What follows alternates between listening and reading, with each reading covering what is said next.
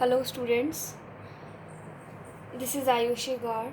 हम लोग कर रहे हैं chapter number 1 relation and function, संबंध तथा फलन। मैंने आपको प्रीवियस ईयर का नॉलेज पहले दे दिया था लास्ट लेक्चर में। आज हम जो टॉपिक स्टार्ट करने जा रहे हैं मेनली वही आपका 12th का फर्स्ट टॉपिक है, जिसका नाम है कंपोजिट फंक्शंस या फिर कंपोजिशन ऑफ फंक्शंस, या फिर हम इसे हिंदी में कहते हैं संयुक्त फलन। जैसे कि नाम से ही पता पड़ रहा है कि दो फलन को अगर हम कंबाइन कर दें तो वो क्या बनेगा, उनका कंपोजिशन हो जाएगा, वो संयुक्त हो जाएंगे। अब दो फलनों को कंबाइन करने से मतलब ये नहीं है कि उन्हें जोड़ना या घटाना। कंबाइनिंग से मतलब हमारा कुछ और है। किन्हीं भी दो फलनों को हम कंबाइंड कैसे करते हैं, चलिए हम देखते हैं। मान लीजिए कि पहले इंग्लिश में लिख लेते हैं हम।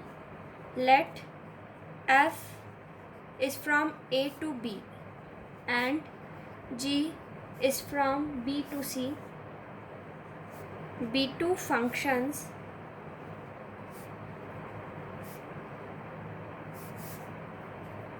then g o f से हमारा मतलब है g ऑफ f, मतलब इसे हम शॉर्ट में गॉफ भी पढ़ते हैं। Gof a to c defined by, मैं अभी सिर्फ डेफिनेशन लिख रही हूँ, आपको समझाऊंगी बाद में। Defined by gof of x which is equals to g of fx for all x belongs to a. This is called composition of functions.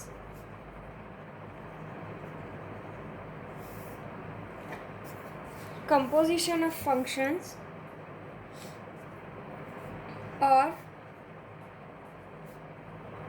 composite functions, ठीक है। कंपोजिशन ऑफ फंक्शंस कहें या कंपोजिट फंक्शंस कहें, बात एक ही है। मैं आपको इसे समझाने वाली हूँ, लेकिन 2 मिनट के बाद पहले मैं इस डेफिनेशन को एक बार हिंदी में भी लिख दूँ। यदि f a से b में तथा g b से c में दो फलन हो तो गॉफ a से c में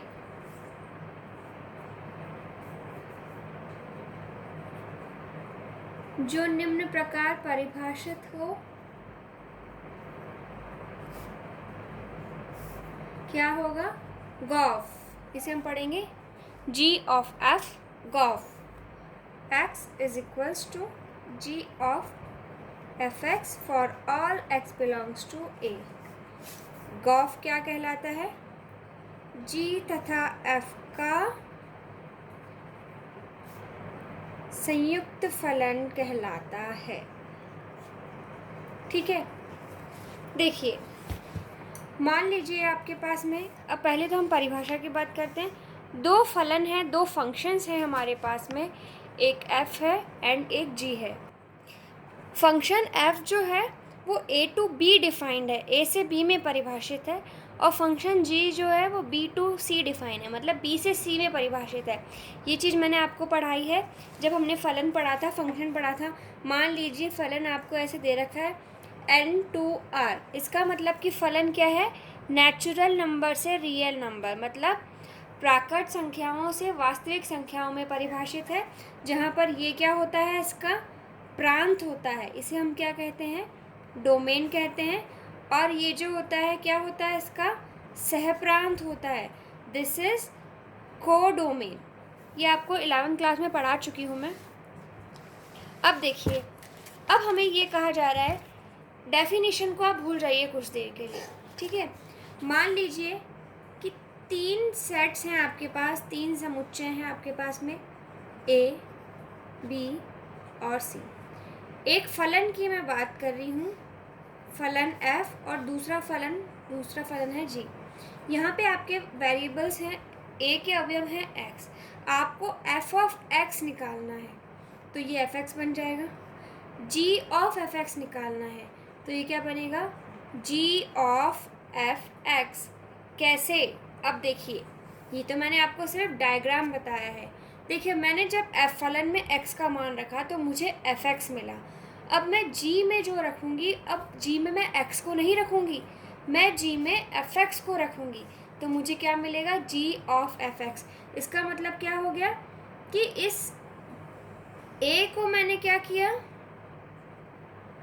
a पे ये ऑपरेशन लगाया, ये फलन लगाए तो मुझे क्या मिल रहा है, गॉफ मतलब g ऑफ fx। पहले हमने फंक्शन f लगाया, उसके बाद में हमने फंक्शन g लगाया। कैसे, मैं एक एग्जांपल की हेल्प से आपको बताऊंगी तो आपको बहुत ही इजीली ये समझ में आ जाएगा। अभी आप लोग को आई एम श्योर समझ में नहीं आया है।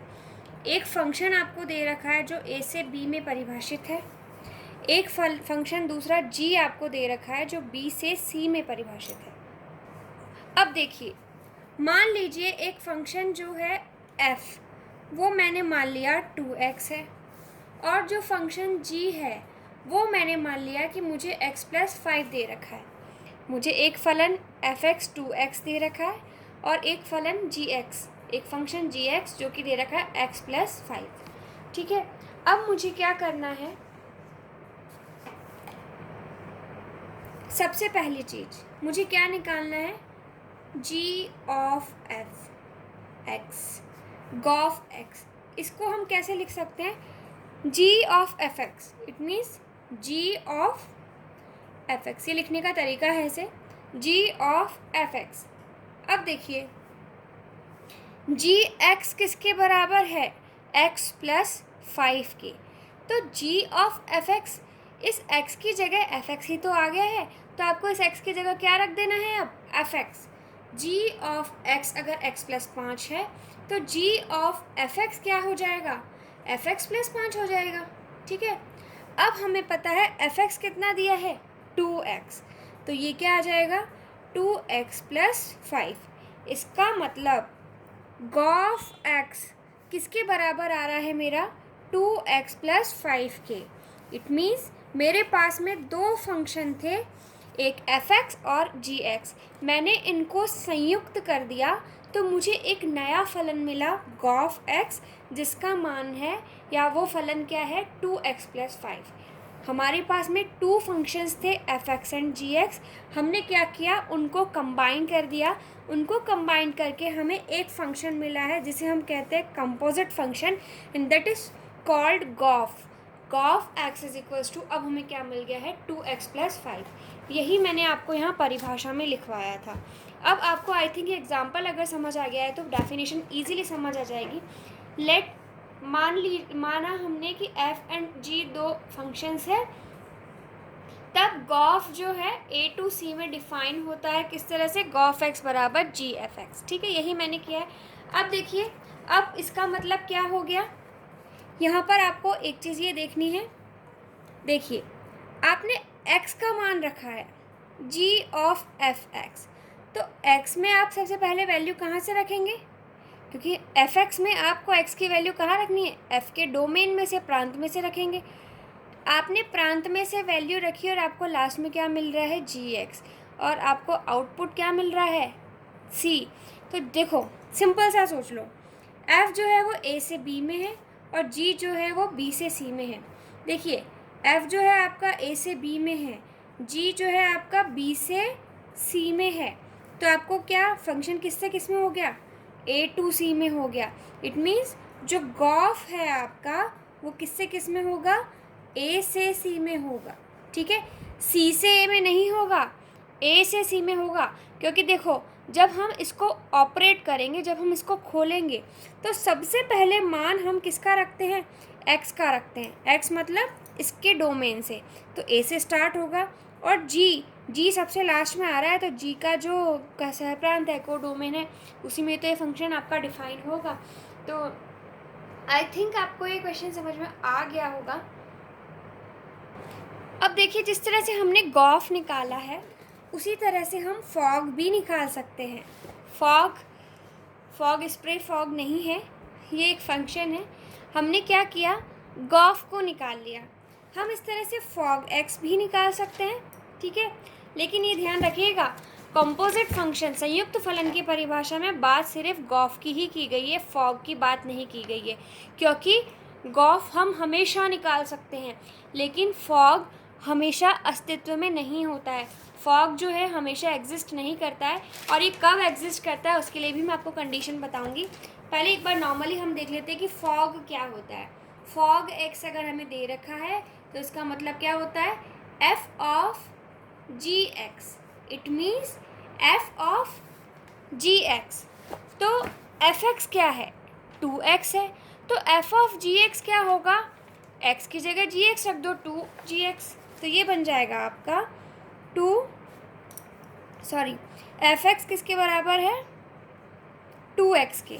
तो एफ ऑफ जी एक्स किसके बराबर होगा, 2gx के। तो ये बन जाएगा आपका 2gx, ठीक है। अब 2 तो है ही, gx किसके बराबर है, x + 5 के। तो gx की जगह मैंने रख दिया x + 5। It means 2x + 10। ये हमारा आ रहा है फॉग। अब यहाँ से एक और कंक्लूज़न निकल के आ रहा है, देखिए कि गॉफ और फॉग आपस में बराबर नहीं होते हैं। Gof x is not equals to fog x, ठीक है। पहली चीज़, गॉफ का अस्तित्व हमेशा होगा, फॉग हमेशा अस्तित्व में हो, एग्जिस्ट करे ऐसा ज़रूरी नहीं है। Second thing, gof x fog x के बराबर नहीं होता है। कुछ पर्टिकुलर केसेस में ये आपस में बराबर हो भी सकता है, लेकिन मोस्टली ये आपस में बराबर नहीं होते हैं। जो चीज़ें मैंने आपको समझाई हैं, अब मैं इन्हें आपको नोट करवा रही हूँ। सो प्लीज़ आप लोग नोट कर लीजिए, वीडियो को पॉज करके आप लोग इसे आसानी से नोट कर सकते हैं। सो 2 नोट मैं आपको लिखवा रही हूँ, उससे आपका कंपोजिशन और फंक्शंस बिल्कुल ख़त्म हो जाएगा। उसके बाद में मैंने आपको जैसा बताया कि ये जो चैप्टर है इसमें से 2 नंबर का ही क्वेश्चन आता है, तो फटाफट हम चैप्टर को करेंगे। अब देखिए नोट 1 लिखेंगे हम। अगर हमारा एक फंक्शन डिफाइन है a से b में, और दूसरा फंक्शन g b से c में डिफाइन है, परिभाषित है। यदि एक फलन f a से b में परिभाषित है, दूसरा फलन g b से c में परिभाषित है, तो पहली चीज, गॉफ एग्जिस्ट करेगा, मतलब गॉफ अस्तित्व में होगा। कब, यदि if range of function f is subset और equals to domain of function g, ठीक है। सेकेंड चीज, फॉग एग्जिस्ट करेगा, या हम ये कहें कि ये अस्तित्व में होगा यदि if range of g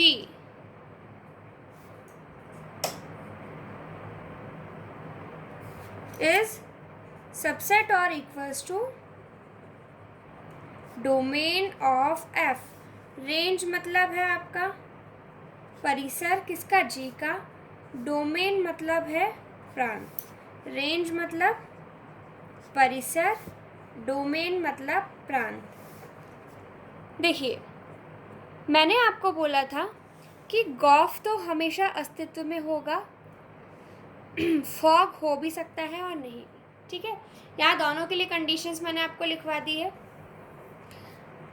Gauff कब अस्तित्व में होगा, गॉफ कब एग्जिस्ट करेगा, अगर f की जो रेंज है वो g की डोमेन के बराबर हो, मतलब f का जो परिसर है वो g के प्रांत के बराबर हो, ठीक है। रेंज ऑफ g, अगर g की जो परिसर है वो एफ के प्रांत के बराबर या फिर उसका सबसेट हो, यहाँ पर भी ये या तो बराबर हो या सबसेट हो, तो ही क्या होगा, यहाँ पर फॉग का अस्तित्व होगा।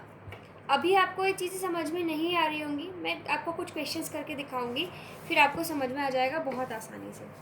सेकंड चीज, इन जनरल, सामान्यतः fog is not equals to gof. Fog और गॉफ आपस में बराबर नहीं होते सामान्यतः, सामान्यतः या सामान्यतया, लेकिन हमेशा ऐसा हो ये ज़रूरी नहीं है। ठीक है, तो यहाँ तक आई होप आपको कोई डाउट नहीं होगा।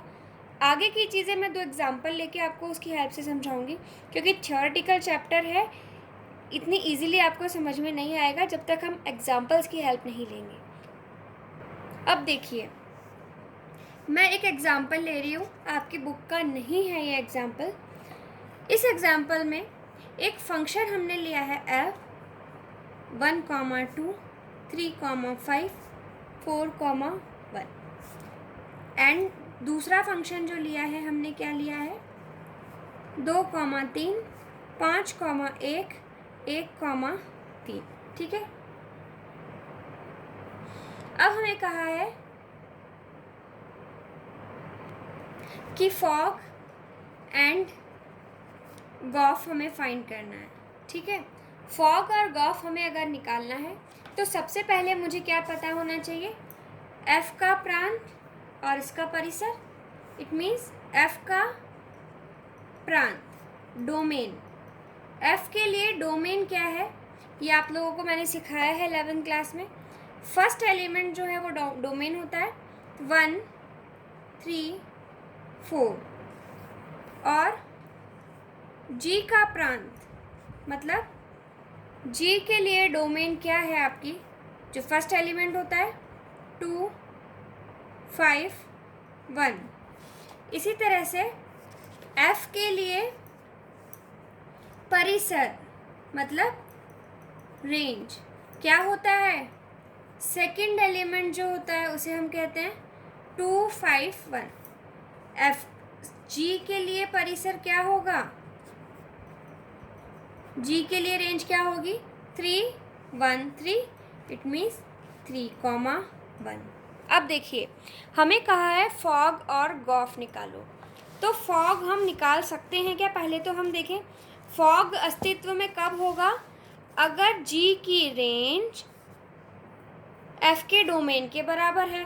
ठीक है, आप इसको एक ट्रिक से याद रख सकते हो, फॉग दे रखा है ना, तो आपको उल्टा चलना है, g का परिसर f का डोमेन। गॉफ दे रखा है तो उल्टा चलना है, f का परिसर g का डोमेन। ठीक है, तो अब हमें क्या देखना है, सबसे पहले तो मुझे देखना है फॉग।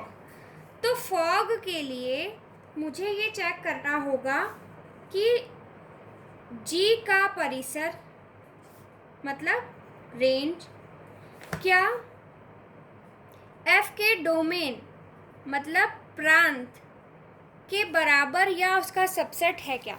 देखते हैं हम, देखो g का परिसर 3, 1 है और ये इसका एक सबसेट है क्या, 3, 1 f के डोमेन का सबसेट है।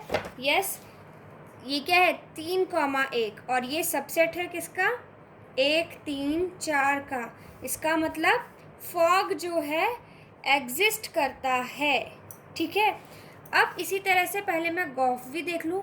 गॉफ के लिए मैंने आपको क्या कहा है, पीछे वाला एलिमेंट देखो f, तो मतलब f का परिसर, इट मीन्स इसकी रेंज जो है वो सबसेट है क्या, किसकी, g के प्रांत मतलब इसके डोमेन के।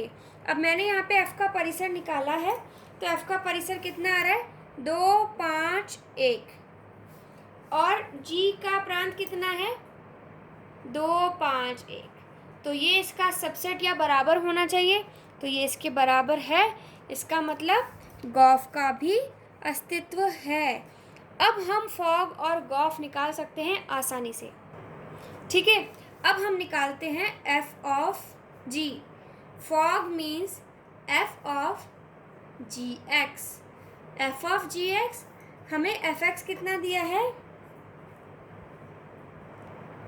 उसके लिए एक बार मैं पहले एफ और जी यहाँ लिख देती हूँ ताकि हमें बार बार इस वाले पेज पे नहीं देखना पड़े।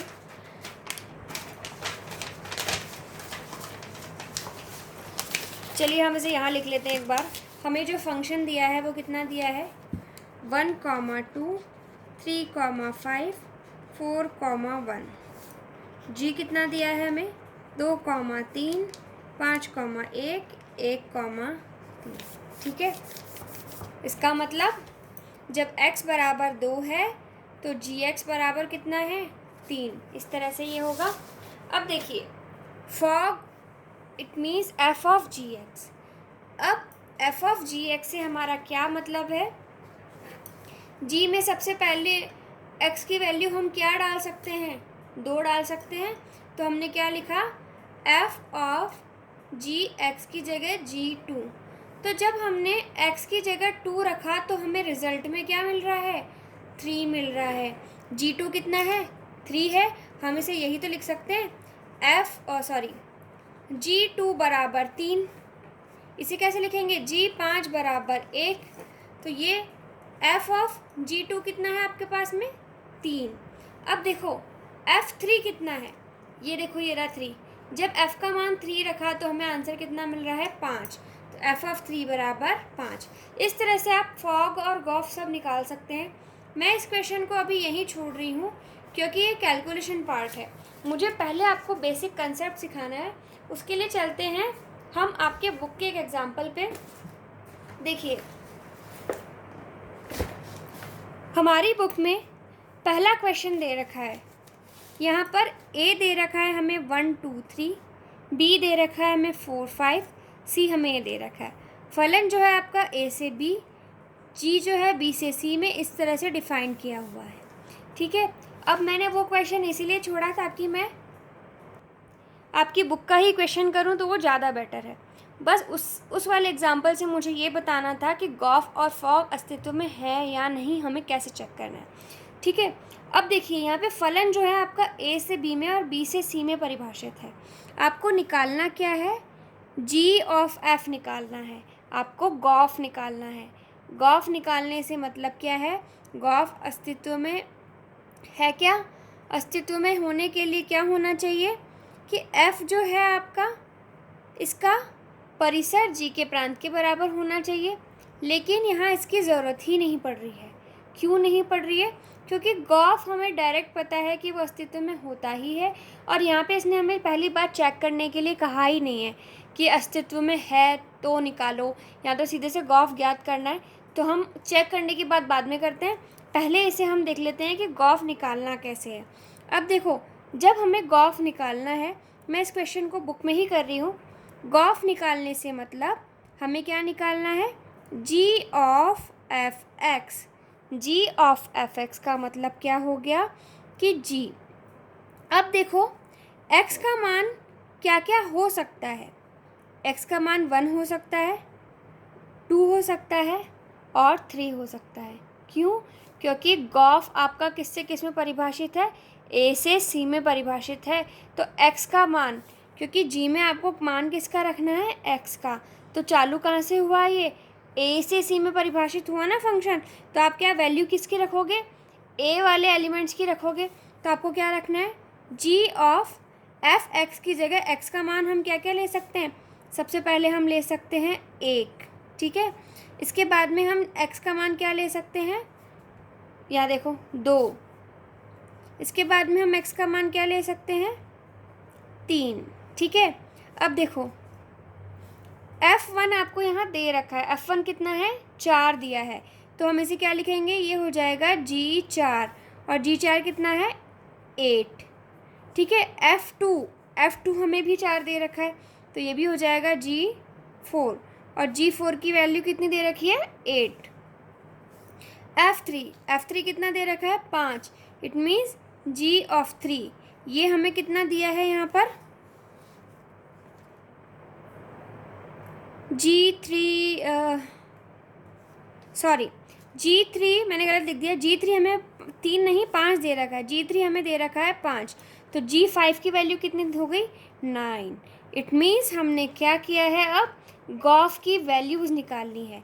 अब गॉफ जो है हमारा वो क्या बन रहा है, देखो हम हमेशा क्या करते हैं, जब भी हम ऑर्डर्ड पेयर क्रमित युग्म जब हम लिखते हैं तो सबसे पहले हम वो वैल्यू लिखते हैं जो हमने इनपुट की, और फिर यहाँ पे हम वो वैल्यू लिखते हैं जो हमें वैल्यू मिली।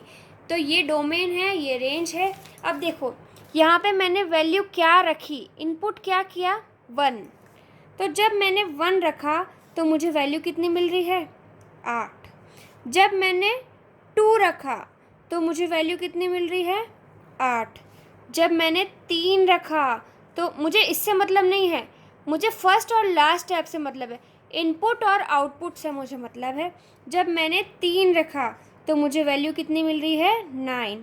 इसका मतलब जो गॉफ फंक्शन है वो हमने यहाँ पर पता लगा लिया है क्रमित युग्मों के रूप में ऑर्डर्ड पेयर की फॉर्म में।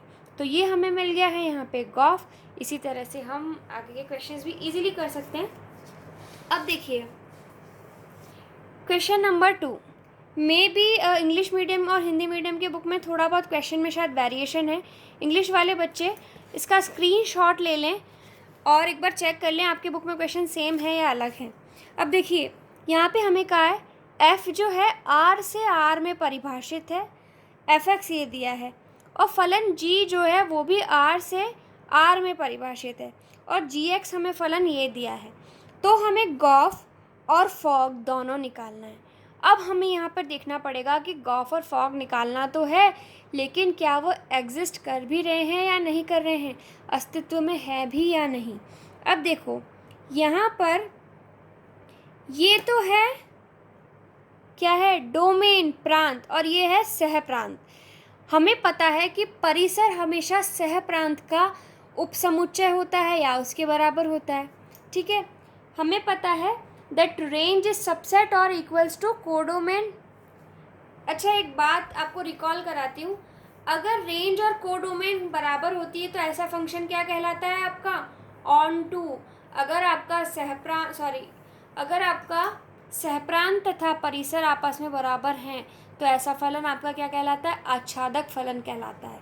अब यहाँ पर यही कहा है इसने, f का परिसर क्या होगा, f का जो परिसर है रेंज जो है वो क्या होगी, रियल नंबर के सबसेट होगी या फिर रियल नंबर होगी। अब हमें ये देखना है कि f का परिसर जो है वो g के प्रांत का उपसमुच्चय है या इसके बराबर है क्या। ये भी रियल है, ये भी रियल है, इसका मतलब ये इसका उपसमुच्चय सबसेट भी हो सकता है और ये इसका बराबर भी हो सकता है। अब यहाँ पर उल्टा भी हमें चेक करना है कि इसका परिसर इसके प्रांत का मतलब ये भी रियल नंबर है, ये भी रियल नंबर है, ये भी आपस में बराबर ही है। इसका मतलब फॉग और गॉफ दोनों का ही आपस में अस्तित्व है, दोनों ही परिभाषित है। अब हमें क्या निकालना है, फिर से गॉफ निकालना है, फॉग निकालना है।